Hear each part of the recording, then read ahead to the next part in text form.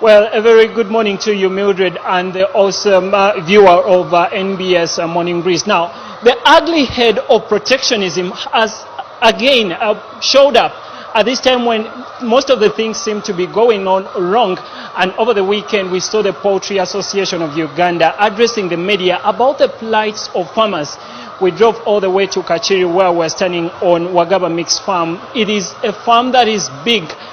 Close to 120,000 birds, and you can expect the number of eggs to be quite many.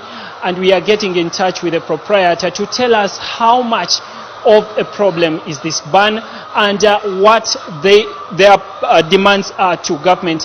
A very good morning to you, Emma, and many thanks for joining us for today's Morning Breeze. What exactly, or how exactly is this problem of the Kenyan ban onto the Ugandan poultry products affecting you?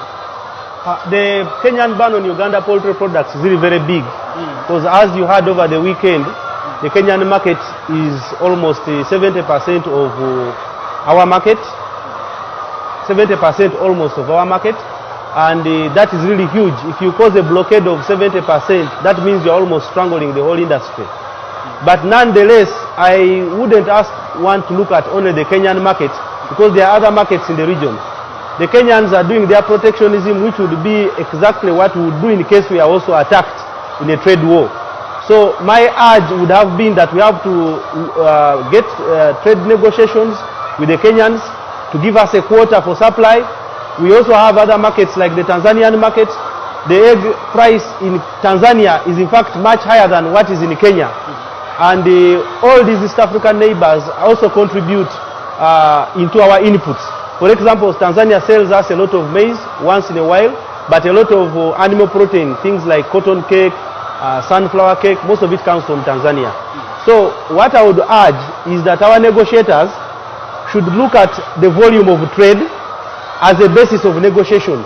If we can be able to know how much we are buying from the Kenyans, and we are buying from the Tanzanians, then we use it as a negotiation bait and tell them, look guys, we are giving you business worth 500 million. In return, can you take our eggs worth 200 million? Because at the end of the day, they are going to strangle themselves.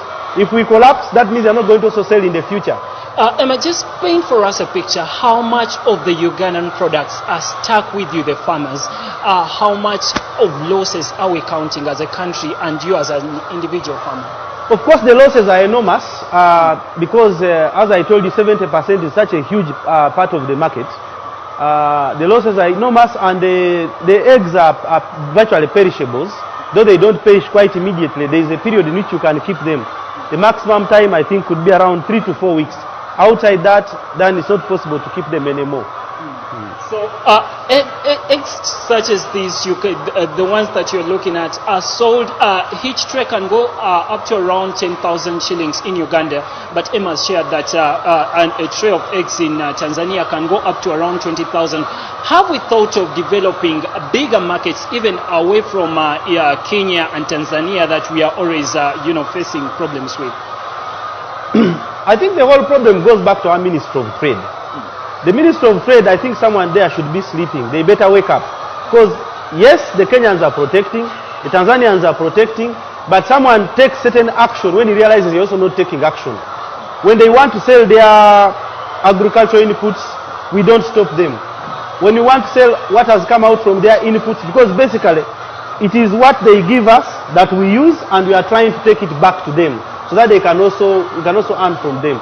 So, but if there is no one to bridge that gap there, then there is nothing much that we can do. As someone that understands this market, what really explains the protectionist policies that Kenya and Tanzania sometimes take towards the Ugandan products? Uganda is naturally endowed. We have a very big advantage over our neighbors. But the advantage of our neighbors should be used also as an advantage to them, not as a problem to them. So in one way or another, they fear we can produce agricultural products at a much lower price because of our location right in the middle of the earth. We have 2 seasons. They all have 1 season. So our land, 1 acre of land in Uganda is as good as having 2 acres in Tanzania or in Kenya. So with the same land, you have more productivity. So that is an advantage. But this advantage should also be an advantage to them, because remember, if they get cheap eggs from Uganda, they shouldn't look at it that way. If they get cheap eggs from Uganda, then their marginal propensity to save will be low.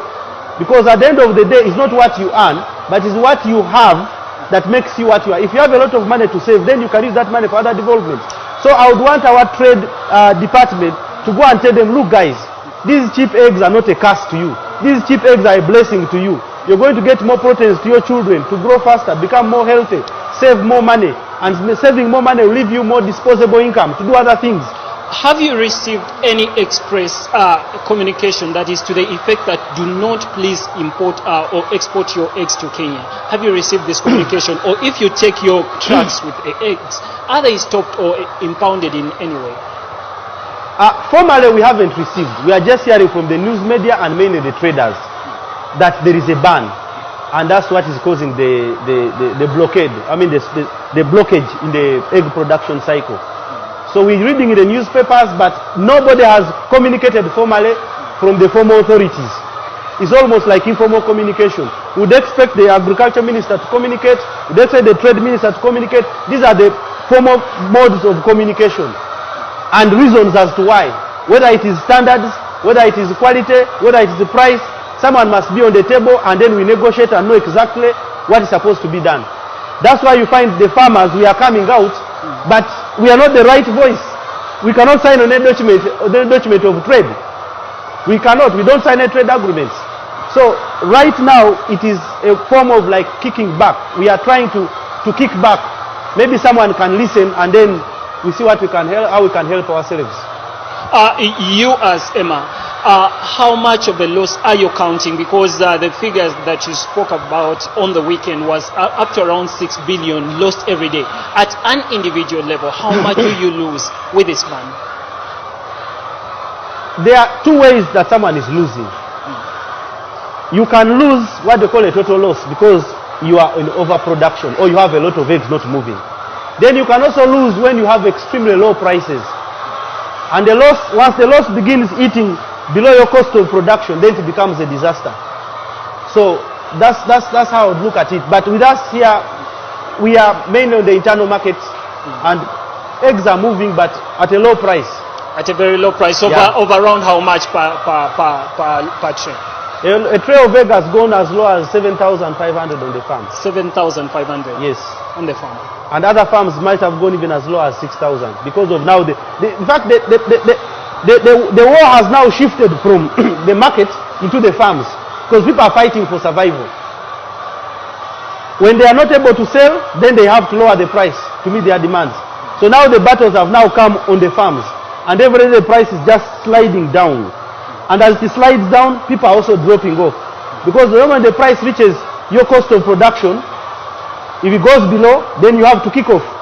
It goes below, you have to kick off. So people are dropping in the phases. And what goes around comes around. Because when you climb a hill, then you expect to slope. So now what is going to happen next is going to be a disaster, because with a few farmers who are going to develop, it's now going to be damn expensive. The next phase is going to be very expensive eggs, which are not even enough for the region. And that is something that would definitely be detrimental. It should be remembered that at least in this particular year, we saw a ban slapped also on the Ugandan maize.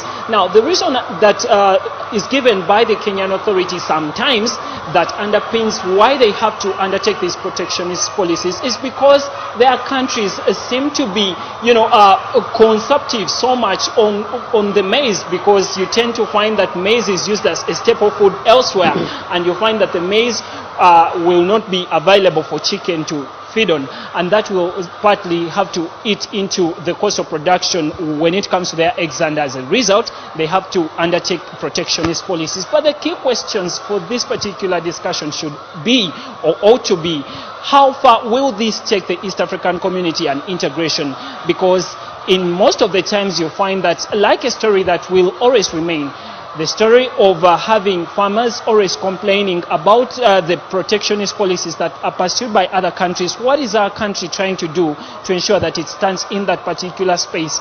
Is Uganda being sacrificed at the table of the East African integration? And as all this gets to happen, the farmers' plights continue to spring up high, and you see many farmers coming out to cry. And all that comes at a time when prices of almost all the commodities in the country are going high.